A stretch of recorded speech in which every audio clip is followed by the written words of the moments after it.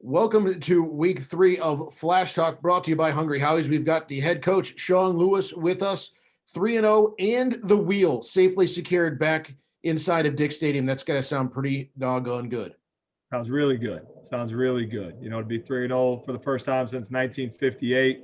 Wheels home. It was really nice just to be able to take it off the hook in the locker room, put it down there in the end zone, go handle our business the right way, and go grab it again and hang it back up. It's good. First football goal secured.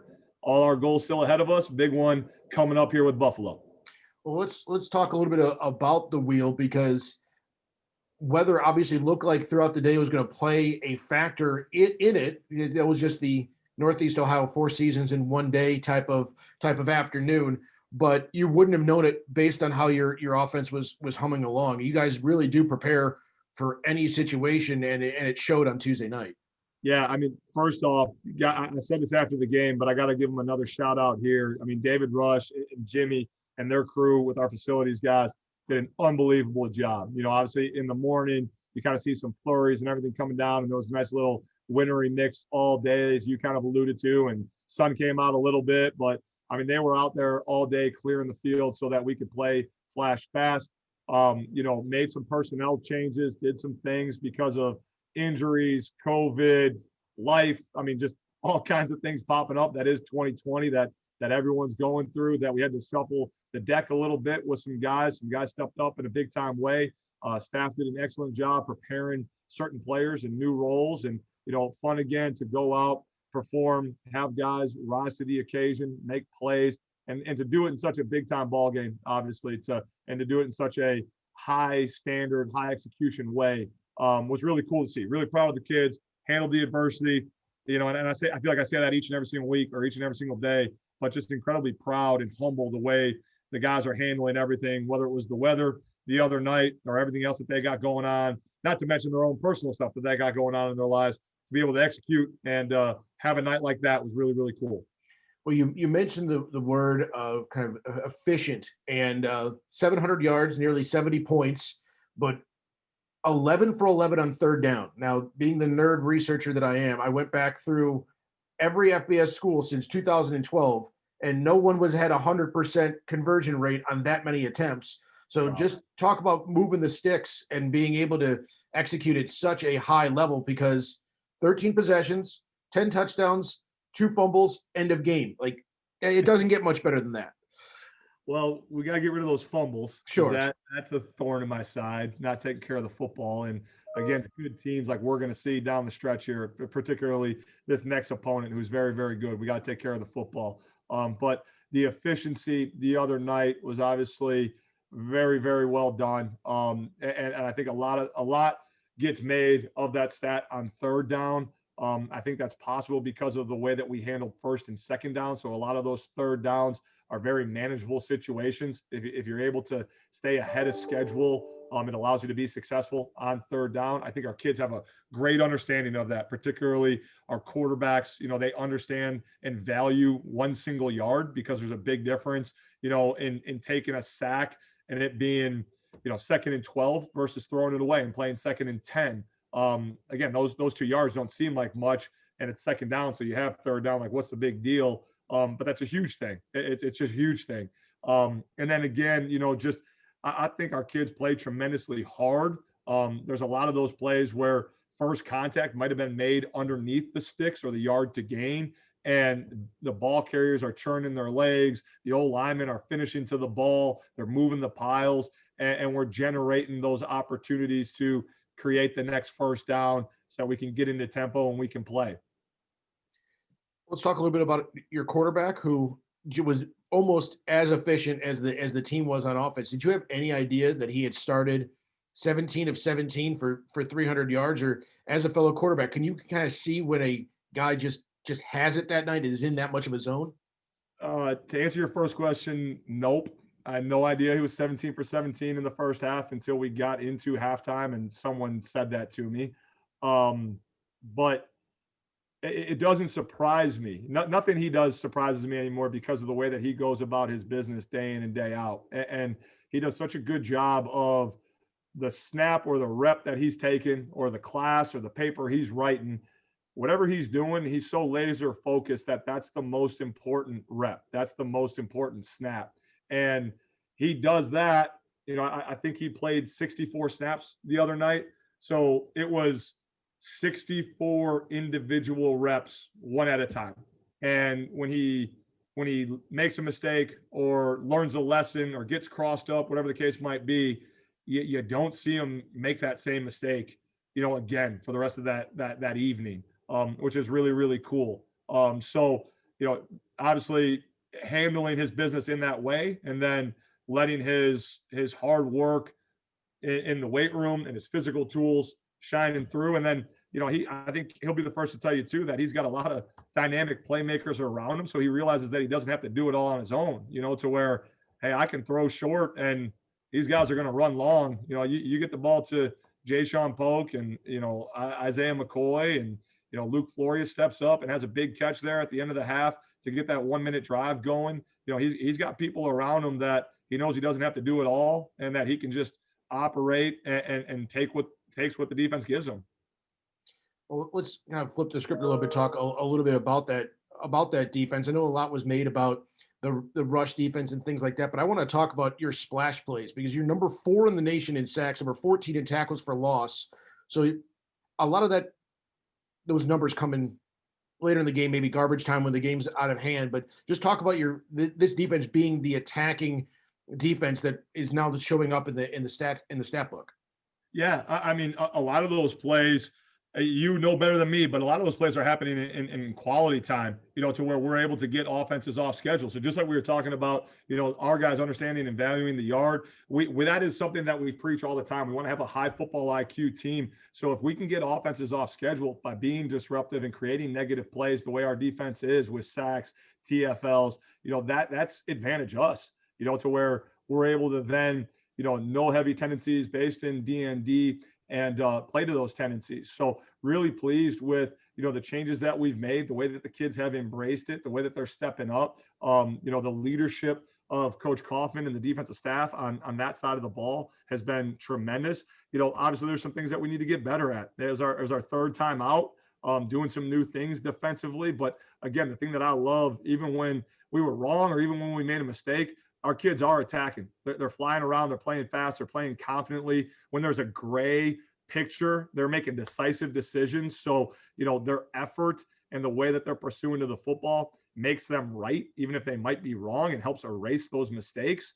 Plenty to clean up. But again, when you're talking about, leading the country in sacks, or being in the top 5 in sacks, being in the top 15 in TFLs, that's going to give you a chance, to then get off the field. And the other thing I'm really pleased with is that they've been really, really disruptive in generating turnovers, right? To be able to go out, get an interception, and then for the offense, it sees that, there's some moments where you really see all 3 phases playing together, and complementary football is really taking hold.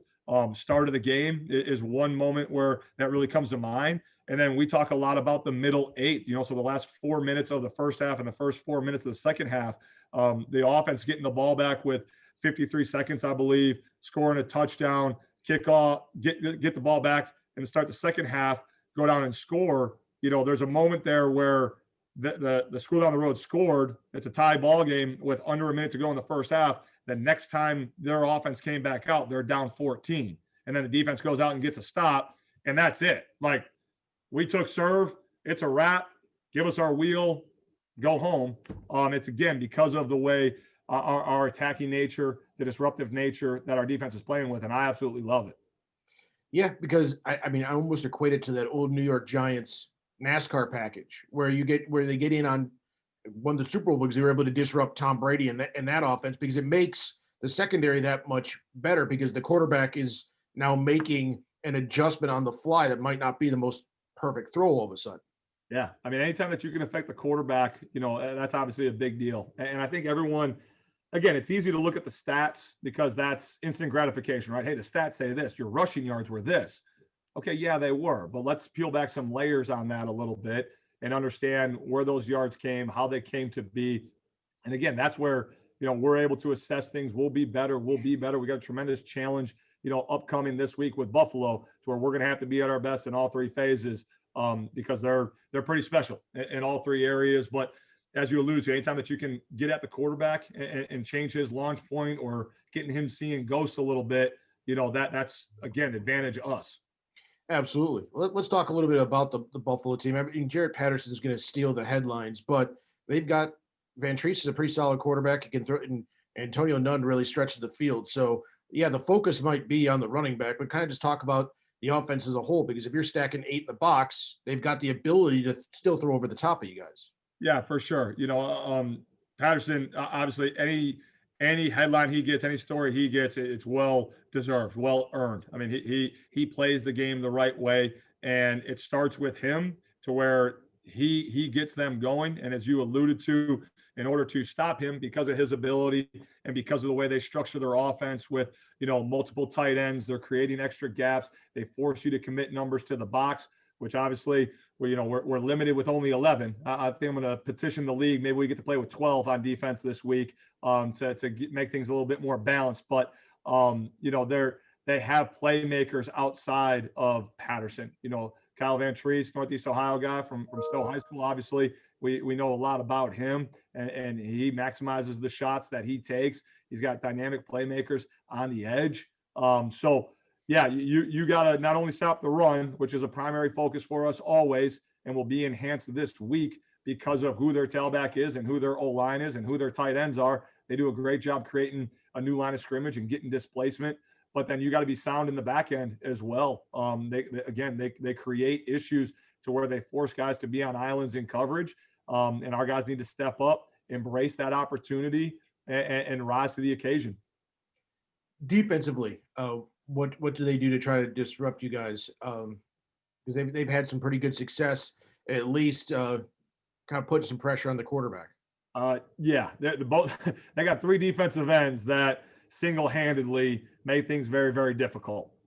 So those defensive ends, again, by them being able to generate a pass rush by themselves, again, it comes back to the space, numbers, and leverage, right? Like that's the game of offensive football. Kind of like how we just talked about, to where they create a numbers issue because they run the ball so well in their heavy personnel packages. You create numbers to the box, which opens up the pass game.